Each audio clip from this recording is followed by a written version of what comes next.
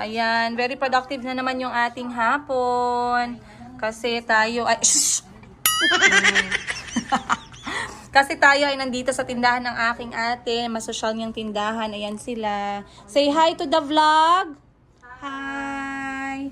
Si Miss Giselle nagkape na naman, oh. Oh, ang ate ko. Pakita mo yung damit mo. Halika dito kay na-intriga.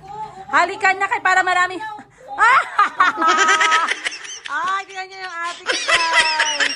Bubuka ang bulaklak. Sayo ka ha, ako magkanta. 1, 2, 3, go! Bubuka ang bulaklak, papasok ang reyna, sasayaw ng chat. Uy, ang ganda ng ano mo. Bakit wala tayong benta na ganyan? Gusto mo? Gusto mo ikaw lang mag-isa? Uy, ang ganda ng damit ng ate ko, no? Oh, dramatic. Talo niya si Alex Gonzaga.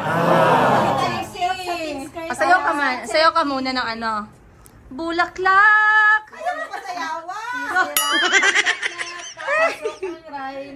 Sasayaw ng cha-cha, ang saya-saya. Ilang kulay meron kang ganyan? Dami, Chan. Abutin mo gang sa tin. Ay, benta natin yan? Oo, sa tin. Benta namin yun, guys! May partner siya na palda? Ay, ito. O t-shirt lang? Ang sa tin na ang benta namin. Anong satin? Hindi, yung top! Ang arte nito. Parang meron pa. Sana meron. Arte ng ate ko, madamot siya, guys. Ayaw niya mag-share. Nagpaalam ako sa ate ko, sabi ko, te, payagan na natin siya pumunta dito sa Pilipinas, te, huwag maano ang ulo mo, baka mamaya, magpaano ka. Anong tawag mo dyan? Anong tawag mo dyan? Hit and run daw. Sabi ko, te, payagan na natin siya pumunta ng Pilipinas, te, para ganito, ganyan. Sabi ng ate ko, sige, pwede. Tapos umupo siya, pirmahan niya lahat ng kailangan mo. So anyway guys, ngayon ay kami ay sobrang busy dahil lagi naman ang ate ko ay nagbebenta kami dito. So, merong mga dalang bagong products ang ate ko galing Thailand. Ano nga yung question nila? Ay oo, explain nga natin sa kanila yung negosyo natin kung bakit tayo nagpapadown once and for all. Kasi marami tayong mga viewers dito na nagtatanong kung ano yung kalakaran ng negosyo natin na bulk buyers. So kami ng kapatid ko, tumatanggap kami ng mga bulk buyers or wholesalers na nagta-tie up sa amin. So ang gagawin, i-message kami, sa amin sila bibili, kami yung magsha-shopping sa Thailand.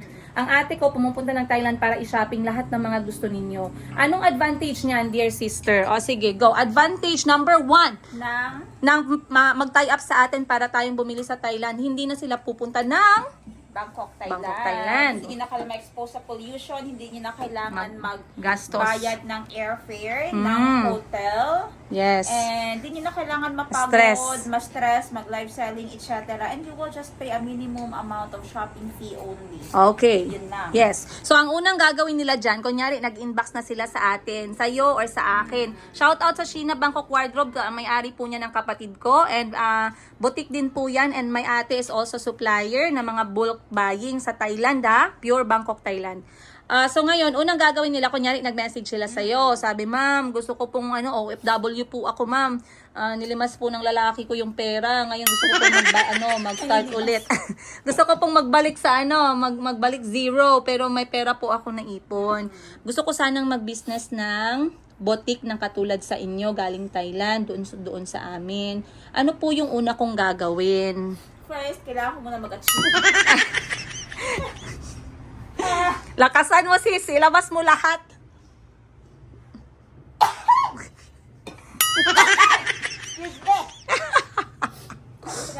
Okay. First is, kailangan may capital. Minimum Okay. capital is, pinakamababa na talaga yung 30,000. And few collections na yan. Makastart na kayo ng, 70 pieces pataas sa Hindi. quantity na yan. But 30, medyo lugi sa time. Sa time at saka Depende kasi, sa kasi box. may iba yun nga, yun kailangan natin na-explain. Bakit 30? Kung wala talaga kayong capital pero gusto nyo mag-umpisa, pwede yon. Pero malugi kayo sa time, malugi kayo sa shipping fee, Yes. malugi kayo sa option. Kasi the heavier, mas mura. Mas Tapos yung magkakakamura time, sila. isang shipping lang, isang bagsakan lang, madami ka na agad choices. So, dapat 50,000 pataas talaga. Recommended is nasa budget na 100,000 pesos. Yun. Then, pag decided na kayo, may pera kayong ganun, unang-una naming hihingiin po sa inyo to secure your slot is the 15,000 pesos down payment. Yung 15,000 down payment na po na yon ay to make sure lang sa part namin na legit din yung nag-i-inquire sa amin na willing sila, na willing Tawag mo nun, mag-lock-in fee. mag-lock-in fee. Yes. Parang gano'n na, sure kami ma'am, kailangan mo lang sagutin itong mga queries kasi sobrang daming nag-i-inquire na andyan lang, ang dami nang tinatanong, ang haba na ng conversation, pero umaalis lang bigla. Canceled. Canceled. Yes. Ganyan. So, sayang sa oras natin, sayang oras sa namin. energy. Oo, ganon. May mga pinapasend pa na mga, Yes. ginagawa nyo kaming utusan ba for free? For free na yun siya, tapos hindi naman tumutuloy. Yes, correct. So, kailangan namin ng lock-in fee sa desidido talaga. Yes. May naman, una-una namin sinisend kasi overview paano ang pag-order. Basahin nyo lang yon. Then, after nun, kung decided kayo, then down payment na agad ng 15,000. Yes. Kasi we believe na if you are a real buyer, kasi legit seller din naman kami, if you are a real buyer, hindi kayo bogus, decidido talaga kayo, automatic magbibigay kayo ng down payment na 15,000. And, pag may na-mine ulit kayo, pag nag-umpisa na kayong mag-mine, yung 15,000 na yun, ibabawas din naman yun sa Yes. mga na-mine ninyo lahat. Yes, correct. Ibabawas Ano lang yun siya. sa total invoice ninyo. Yun. Basically, guys, yung inyong ibibigay na partial amount is just to confirm that you are a serious buyer. Kasi merong mga buyer, no, na sinasabihan kami, baka scammer yung ate ko, scammer ako, kasi nanghihingi daw kami ng down payment. Ay, ma'am, kasi po, ganito ang nangyari. Ilan na pong customer namin, hindi po kami namimilit, number 1 ha. Meron kaming customer na sabi niya ay, ma'am, patingin ako ng picture kasi bibili talaga ako, gustong-gusto ko yung business mo, ganito, ganyan. Send ako ng picture, voice over, lahat na lang. I mean, sinesend ko ng voice message, lahat ginagawa namin para sa client.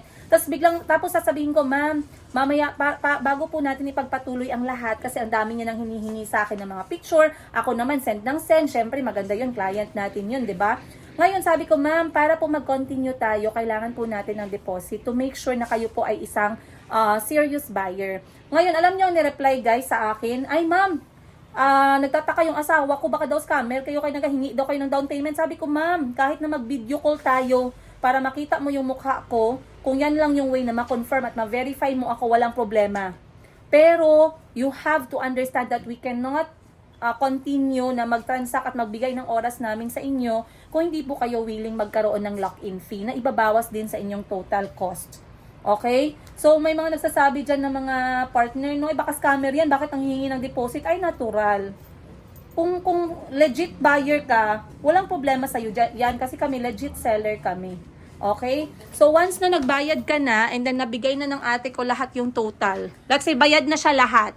Pati yung kanyang shipping fee bayad na. All in all. Anong next na mangyayari? Shipping na natin yon sa cargo nila. For example, papuntang Pilipinas, isend natin yun. Ipapack namin yung items. Of course, we will provide videos na din para kung gusto nyo mai-post, pre-post, pwede nyo nang ipa-ingit dun sa mga clients nyo ba coming na, arriving na, ayan. And then, before nyan, of course, sasabihin namin sa inyo kung first time nyo yung mga risk ng cargo shipping. Ayan, sa part namin, pag humihingi kami ng 15,000 na down payment, and then, we heard negative comment galing sa inyo na mga scam or ganyan. We don't ng customer mag-down payment, magbigay ng it's okay, no problem. Move on, next client po kami. Ganyan. Wala kaming persahan. Yes, walang pasahan. If hindi po kayo confident, And gaano naman katagal normally ang cargo shipping from Thailand to Philippines? Thailand to Philippines, Bangkok to Manila takes only 2 weeks. Pagpapuntang Visayas, 4 weeks. Pag Mindanao is 5 to 8 weeks. But normally sa Mindanao, 5 to 6 weeks umaabot. Pag gusto nyo mas mabilis, pwede natin pag Mindanao kayo, hinto sa Manila, then another shipping cargo to Mindanao. Kasi yung na-experience namin, no, tracking kasi, pag release sa Manila, papuntang Jensan, truck lang yan siya. And then, pinakadulo pa ang Jensan. So, yun ang struggle pag nasa Mindanao pa. And also, you have to consider customs. Anything imported galing abroad ay dumadaan po sa customs clearance. Ano naman yung pros of buying from Thailand kesa yung mag-buy sila sa atin dito sa Philippines natin na stock? Pros, you will get the latest design, pinaka-latest, and you will get the wholesale price as well. Correct. Yun lang, I think, Ano pros. naman ang pros? Positive side. Positive. Yes, correct yun. Tama yung Oo. sinabi mo. Ano naman yung cons kapag ka sa Thailand ka kumuha? You have to wait. Correct. Yes, Yes, meron you kang have to waiting wait. time. Kasi maliit lang ang tubo namin, no? Tapos kailangan matulog ng shipment ng pera mo for the shipping time. Ngayon, merong customer, eto pag-usapan natin guys. Merong isang customer na bumili sa ate ko ng wholesale. Nagbayad talaga siya guys. Very good na customer. Ngayon guys, isa sa kanyang transaction ng ate ko ngayon, yung tumagal sa customs. Kasi nga, merong nangyari dun sa nilagyan ng cargo, kaya napatagal yung checking. Ngayon, yung ate ko, nag-explain siya dito sa client. Sabi niya, ma'am, hindi ko po talaga kontrolado kasi po cargo shipping tayo. Hindi natin kontrolado kung kailan po i-release ni customs. Lahat po ng item na imported at ine-export, talaga pong dumadaan ng customs yan. Kung gaano katagal sa kanila, it's not on our hands. So ngayon, sabi ng ate ko, ma'am, mag-antay ka lang kasi sinasabi ng client, ma'am, ano ba yan? 3 months na, 2 months na, ganon. So sabi ng ate ko, pinapaintindi niya na hindi po namin talaga control. Ngayon si client, guys, dahil avid follower ko siya, nag-message siya sa akin, remember mo? Oh, yes, Sabi niya sa akin, ma'am, sorry ma'am ha. Pero ang ganda ng message niya. Pero naiintindihan ko yung worries niya, right? Kasi first time buyer, first transaction niya.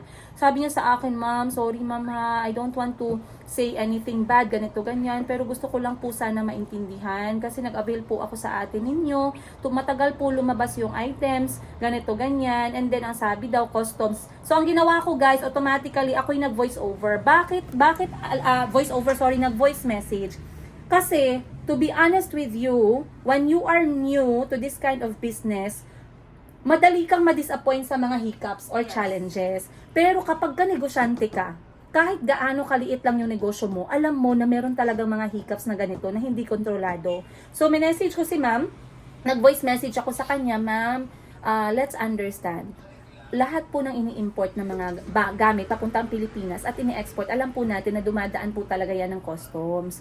Ngayon, pag nadaan po ng customs, wala po talaga kaming control. Hindi namin pwedeng sabihan si customs, sir, ang tagal na, December pa namin ng mga benta yan, sir, pula lahat yan at green. Hindi namin pwedeng ganunin.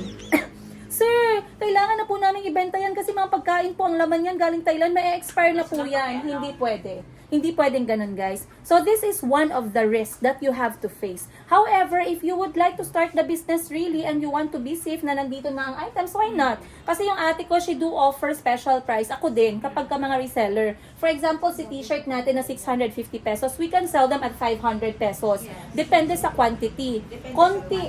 Konting-konti na lang yung profit namin dyan, guys. Pero it's okay kasi naiintindihan namin na kayo ay reseller at gusto nyo ding mag-business. Tama? Yes. Okay. So ngayon, ano yung sila makakapili ng mga items na gusto nila ulit? Ano For the yung wholesale? kunyari gusto nila, nagbayad na sila, paano nila pinipili yung items? Well, we do live selling. But Straight from Yeah, Thailand. straight from Thailand. But in times na hindi kami available sa Thailand, we are posting items sa page. Pwede sila doon mamili lahat-lahat kung ano yung gusto nila. Actually, kayo po mamimili kung anong gusto nila. Guys, promise ko sa inyo, ang gandang business po talaga ng boutique. Okay, etong question na to, natatanong din sa akin. Bakit boutique? Why do you encourage someone to have a boutique business? At ano maganda sa boutique na business? Number one is you will be updated with what is in trend if you're in line with fashion as well. Kasi pag hindi mo linya ang fashion, hindi mo linya ang pamimili ng mga damit-damit, this won't work on you. So, kailangan yun din. Gusto mo, passion mo yung ginagawa mo. Katulad sa ate ko, advance siya futuristic na yung kanyang damit. Bulaklak na, guys. Dito pwede mainitan. Sana all hindi nalalanta. Okay. So, ano naman yung kanyang advantage? Ay, hindi napapanis. Hindi napapanis, Yes. Hindi napapanis, and then you can just, pag hindi siya naibenta agad, you can just have it on sale. Masaya ka naman na ma-sale siya kasi, alam mo yon, the joy of offering your items on sale, na na-attract yung buyers mo, na-encourage dahil sale, ay malaking factor na din as business owner. At ang ROI, ano ang ROI ng boutique business? Maliit ang kapital, tas ang ROI niya, mabilis or matagal? Depende sa setup mo. Kasi kung maliit lang ang setup mo, mabilis din ang balik. Halos times 2 yan eh. Yes. So let's say 3 restock mo, tatlong restock mo ay Mm. kuha mo na agad ang ROI. Tsaka kung mabilis ka talaga magbenta. Yes, mabilis. Sipag lang talaga. Pero dito sa amin, tambay talaga ikaw dapat sa boutique, nakahati ang oras. May mga reels, may mga editing, videos talaga. Kailangan alam mo talaga ang takbo ng stock mo. Push talaga. Kasi may days na wala, but may days na lumos ka sa sabaw. 'Di ba? So yan guys, marami kayong matututunan, sabi ko sa inyo eh. Katong mga ganitong klase mga video. Kung ako guys, viewer ko yung sarili ko, ang dami kong natutunan. Viewer ko ang sarili ko. Maraming salamat, Madam Sheena Bangkok Wardrobe. Maraming salamat you guys. Sana ay may natutunan po kayo. Kami ng ate ko ay napagod na. Gusto na naming mag-distress. Pero gusto naming mag-distress dun sa walang gastos. Tapos sabi ko saan? Sabi nga matulog na lang tayo. Ay wala din pala. Anyway guys, maraming salamat. Sana may natutunan kayo. Pakigreet naman po si Madam Sheena Bangkok Wardrobe. Babasahin niyo yung mga comments ninyo. And if you are interested, pwede po kayong mag-approach sa akin or sa ate ko regarding the wholesale or bulk buying business straight from Thailand. Maraming salamat you guys. Kami magla-live muna ng mga bags. See you on the next one. Much love, Princess Yiga and Sheena Bangkok Wardrobe! bye guys. Love you. Madam, busy ang vlogger / tindera. Yan. Uy, may nag-comment na doon. Nilagay ko yung page mo. Sabi niya, mabuti ma'am no, okay lang sa iyo. Mga ganyan, nag-support ka sa mga vlogger. Alam ko yan guys, kasi I also started with, ilan views mo ngayon, Giselle? Depende. Ilan ang pinakamataas mo na views? Sa video, 1,000. Dyan din ako, mas mababa pa ang starting ko niyan. Dati, 300 lang nagapanood sa akin. Kapatid ko lang dyan ang tatlo. Yung 270, pinugos pa yun, guys. So, ayan, guys. Kanina pa pala ako nagsasalita, tapos hindi pala naka-record. At least ito merong salamin. Ayan, hi! Kita natin dun sa likod. So, tapos na kami mag-live selling, guys. At kanina, na-upload natin yung ating video kung saan in-inform ko kayo na si Miss Giselle ay nagsimula na po sa kanyang mini vlog. Actually, bago ko pa nakilala si Miss Giselle, nag-vlog na talaga siya, di ba? Kaya mataas na yung kanyang followers, 8,000 na. Magaling. At isa din siya sa aking viewers bago niya ako nakilala. Hindi, ang kanyang Facebook. 8,000 followers na si Miss Giselle, guys. So, pag nadagdagan pa yan, maraming salamat. Pero sundan niyo yung buhay ni Miss Giselle, guys. Kasi at least dyan, hindi niya naman tayo sinisiraan. Luto lang man yung vlog ko, guys. Hindi, hindi yun luto-luto ang vlog mo. Mga travel mo din, konti-konti, ganyan. Paano siya pumunta sa work. Sabi ko nga sa kanya, i-vlog mo yung trabaho mo, pagpunta mo sa work, mga daily ba. Pero anyway, sabi ko, it's okay. Number 1 na rule talaga sa mundo ng isang bagay, mundo ng lahat, ay dapat consistency. So, dapat consistent siya. Ayan. So, anyway guys, maraming salamat nga po pala sa lahat na nag-comment sa recent upload natin. At least 80% po sa inyo ay you guys, you listen and you don't judge. Sana all. Kasi ang dami sa inyo nag-comment ng very positive, very supportive. Minsan iniisip ko, mapupuno na naman ako ng bashers nito, ng mga hateful messages, pero hindi ganun ang nangyayari. So, you guys surprise me in a lot of ways. Maraming salamat po. Ayan. Maraming nagsabi sa kanila, ma'am, it's okay, ang ganda, ang galing kung ganyan ang mangyayari, papayagan niyo yung tatay na makita yung mga bata, basta nasa Pilipinas lang. Yes po, sa Pilipinas, kasi dito lang ako comfortable. And, I also have another news for you guys, kasi akala ko dati it won't be happening soon, but it might happen, inshallah, earlier than expected, earlier than I thought. I might go back to Africa. Okay? So, baka babalik po tayo ng Uganda, Africa. May aasikasuhin ako doon. For how long, I'm not sure. Kailangan ko pang i-arrange ang lahat dito sa Pilipinas, then sa Africa, kung saan, anong mangyayari doon, kailangan nating pagpreparahan. And, nag-check ako ng ticket, kasi 3 days ko na siyang iniisip. Nag-check ako ng ticket and I found the cheapest flight is around 60,000 pala, sorry. The cheapest flight is around 60,000 pesos via Ethiopian Airlines. Ethiopian Airlines pala from Manila to Uganda. Ayan, return na yun siya. Pero mas mahal ang Qatar Airways kasi nasa 100,000 din ang return nila. Pagdating naman sa visa doon, of course, kailangan nating mag-apply kasi hindi naman ako Ugandan passport. Ako ay Filipino passport. Pero wala namang problema dahil meron akong kilala na gumagawa ng visa. So if ever man guys, makapunta tayo ng Africa, inshallah, isusurprise natin. Ipaprank natin yung mga kilala natin doon na na-miss ninyo. Si Joseph, ipaprank natin. Si Sarah, ipaprank natin. So ang gagawin natin, huwag kayong maingay. Ang gagawin natin if ever, papatawag ko si Joseph. Uutusan ko siya. Siyempre, bibigyan natin ng pamasahe. Bibigyan natin ng pamasahe na pang bus. Tapos sasabihin ko siya, Joseph, emergency. Kasi hindi ako nahihindian ni Joseph dahil nga alam niya na ako yung naging mabuting boss sa kanya. Joseph, it's an emergency. Bigyan lang kitang pamasahe. Ganito, punta ka sa punta ka sa city.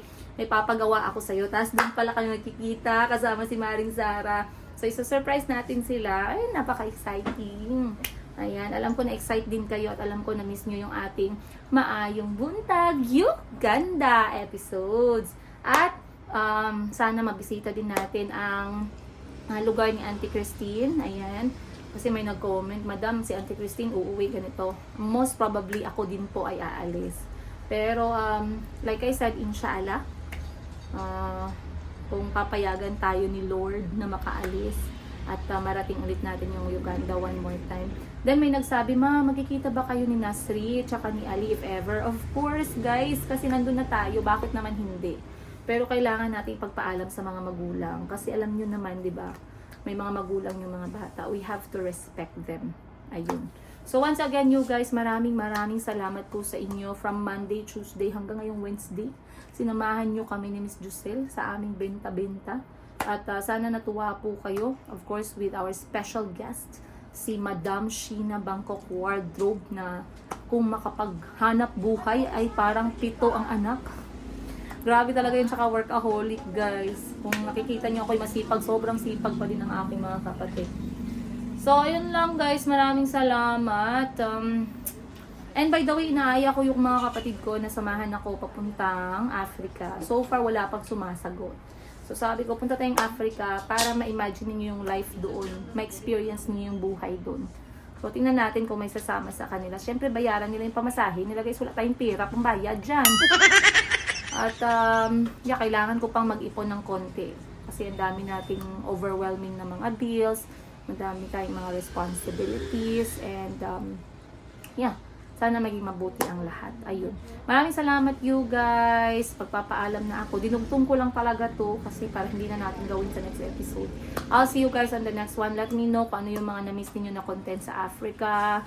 Anong story doon sa Africa ang talagang nasundan ninyo. At ako'y mag-e-enjoy na magbabasa. Maraming salamat everyone. See you on the next one.